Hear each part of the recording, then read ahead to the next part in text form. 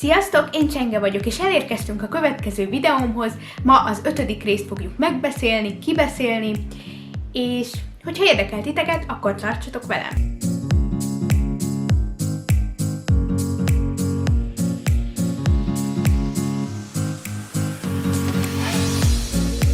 Tehát 5. rész.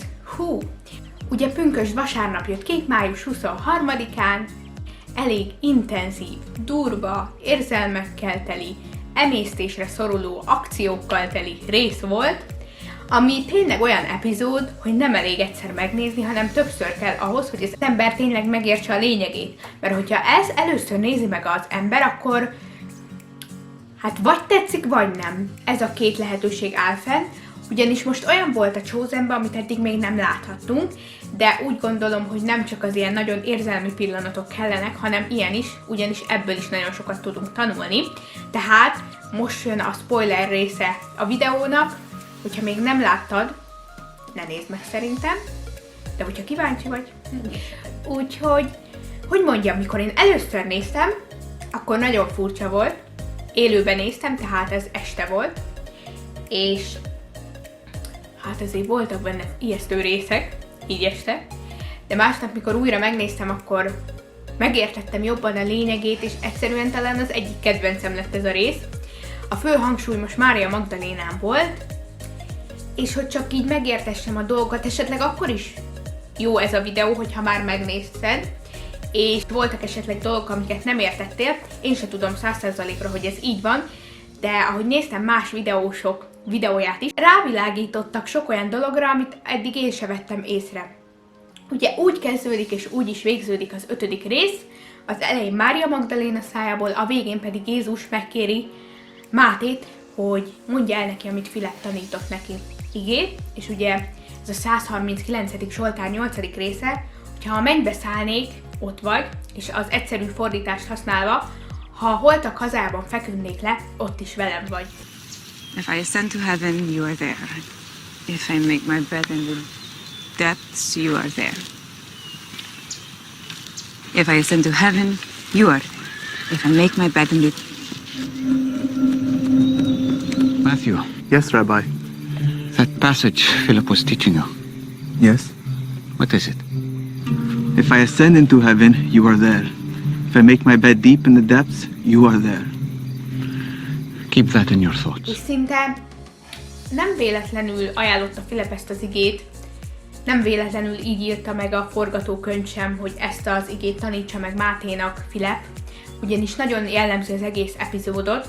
Chosen történelmében először láthatunk olyan jelenetet, amikor megjelenik egy démonikus ember, és abból Jézus kiűzi a démont, de úgy volt megoldva ez az egész, hogy az elején Mária Magdaléna, közben fogjátok látni itt a jeleneteket, Mária Magdaléna ugye mondja ezt az igét, meg imádkozik, hálát ad, miközben szedi a datója szilvákat, és közben megjelennek a rómaiak, megijed, tehát úgymond ez már egy ilyen kísértés volt neki, vagy hát ilyen keresztbetétel, hogy ne tudja jó érezni magát, és elbújt, tehát a rómaiak nem látták, és aztán egész nap olyan zavarodott volt, nem volt teljesen jókedvű, mert ezen gondolkodott végig, miközben Rémát tanította volna héberül írni, ott is úgy elkalandoztak a gondolatai, és először ugye Zelóta Simon is ott volt az erdőbe, ott közel hozzájuk, tanítványokhoz,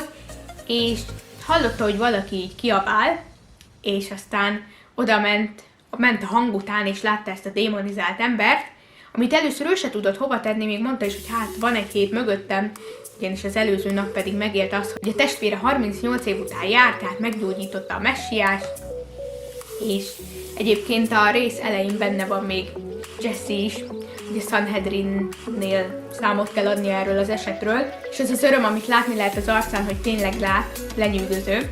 De mindjárt visszatérve, hogy találkozik Zelóta Simon ezzel az emberrel, és az ember azt mondja neki, hogy érzem rajtad a szagot, az illatot, és hogy egy szent ember a testvéred. És ugye ezt azért is kérdeztem, arra is lehet ebből következtetni, hogy hát úgymond a gyógyulás szagát, a jó illatot, Isten illatát érezte, és ez ugye nem tetszett neki, mert benne démonok voltak.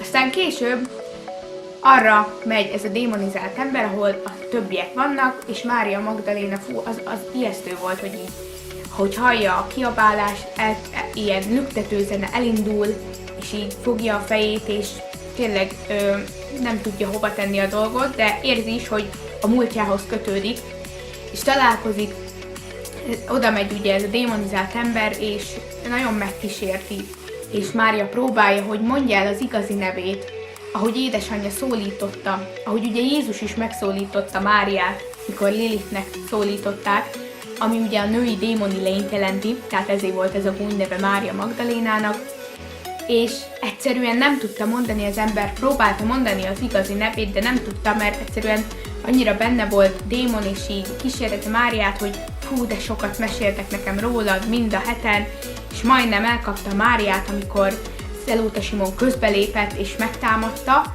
de a kést is kiejtette a kezéből ez a démonizált ember, és majdnem úgymond megölte Zelóta Simont, amikor megérkezett Jézus, és csak annyit mondott, hogy hagyd el, menj ki belőle. És egyszerűen ez is olyan csodálatos volt, hogy Jézus csak egy szót szólt, egy mondatot mondott ki, és az az ember teljesen elerőtlenedett.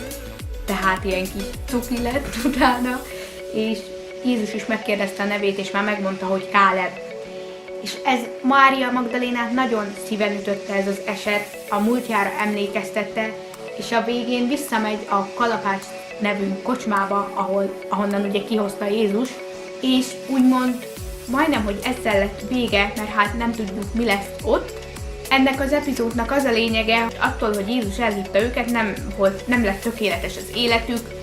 Pál, Mózes és sokan írnak erről, hogy megkísértettek, és hibákba is beleestek, csapdákba, és ugyanígy Mária Magdaléna is lehetett így, mert 7 démon volt benne, tehát nem volt egy egyszerű múltja, egy bonyolult múltja volt, és akár vissza is eshetett, és ez a rész nagyon jól mutatja, hogy tényleg nekünk is vannak nehéz helyzetek az életünkbe, de Isten akkor is velünk van, és ugye a végén nem találják a tanítványok Máriát, mert ugye elhívja Simon, az Zelóta Simont Jézus, és olyan jól beszélgetnek. Ez a rész is nagyon tetszett, ahogy Zelóta Simon meg akarja óvni Jézust, aztán Keresztelő János is benne van ebben a részben, beszélgetnek Jézussal, és nagyon tetszett az a beszélgetés is, főleg az a mondat, mikor mondja Keresztelő János Jézusnak, hogy a szívem a tiéd, az életem a tiéd, és csak azért fogantam csodálatos módon, hogy neked előkészítsem az utat. És szerintem ez csodálatos, de visszatérve, a végén ugye Máté és Péter, illetve hát Simon még itt, de az is tök vicces volt, hogy hát mondja Jézus, hogy hú, mindketten Simonok vagytok, úgyhogy most itt megállok, mert ugye akkor mutatkozott be Zelóta Simon. Ahogy mutatta be a tanítványokat Simon Péter Zelóta Simonnak, hirtelen, amikor Máriát akarta bemutatni, ugye nem találta. És így Mátéval utána néztek, illetve Máté is akart menni, mert ugye Mária sokat segített neki előtte, és most ő is akart. Először Simon Péter nem örült neki, de hát Jézus utasította, hogy most itt Mária megkeresése a cél. És akkor ugye megkeresik Jézust, elmondják ezt az esetet neki, és kéri Jézus Mátét, hogy mondja el azt az igét, amit Filip tanított neki, ami ugye az, hogy ha a mennybe szállnék fel, ott vagy, ha holtak hazájában feküdnék le, ott is velem vagy. És igazából, ahogy kezdődött, szép napsütéses idő, ahogy Mária hálát ad, minden, úgy végződött, hogy ő meg úgymond ment a mélybe, ment le a lépcsőn, ment le arra a helyre, ahonnan kihozta Jézus, és az, hogy Jézus megtalálták ezzel, hogy Mária eltűnt, mutatja azt, hogy Isten a mélységben is velünk van, és nekem ez nagyon tetszett, és nagyon várom, ez tipikus olyan epizód volt, szerintem még nem volt ilyen epizód, amikor nem jött volna meg ez a sorozat feeling, hogy várod, hogy mi következik, mert így lett vége, és szerintem csodálatos lesz az, hogy megint láthatjuk majd, hogy Jézus hogyan erősíti meg Máriát, hogyan váltja meg úgymond újra. Ennyi lett volna, és szerintem, ha nem értitek, akkor nézzétek meg többször, mert nagyon mély üzenettel rendelkezik, és amennyire furcsa volt nekem először, annyira lett most a kedvencem. Úgyhogy lényegében ennyit akartam mondani, és remélem tetszett nektek ez a videó. Hamarosan jövök a következő epizód elemzésével, amire egy kicsit várni kell elvileg megint 3-4 hetet, de nem baj, legalább nem sietnek. Úgyhogy legyen további szép napotok, sziasztok! Thus says the Lord who created you, and he who formed you.